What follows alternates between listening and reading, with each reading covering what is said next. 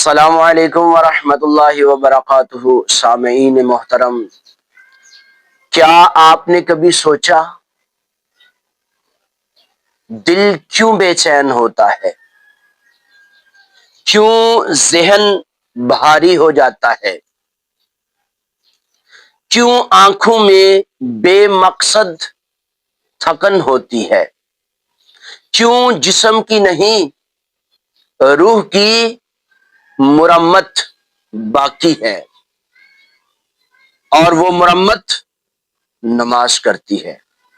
کیونکہ دل کبھی کبھی ٹوٹ جاتا ہے، غم کبھی کبھی بڑھ جاتے ہیں، اور انسان حیران ہوتا ہے کہ میں ٹھیک کیوں نہیں ہو رہا۔ اصل میں مسئلہ جسم کا نہیں بلکہ روح کا ہوتا ہے۔ جیسے گاڑی کو سروس کی ضرورت ہوتی ہے، ویسے انسان کو نماز کی، کیونکہ نماز روح کی مرمت کرتی ہے۔ سامعین محترم، نماز چھوڑ کر جو سکون ڈھونڈنے والے ہیں وہ اس طرح ہے جیسے سمندر میں آگ جلانے کی کوشش کر رہے ہیں۔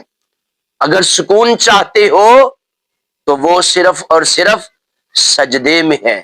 اللہ کی بارگاہ میں جھک جاؤ، خالق کائنات زندگی میں سکون برپا کر دے گا۔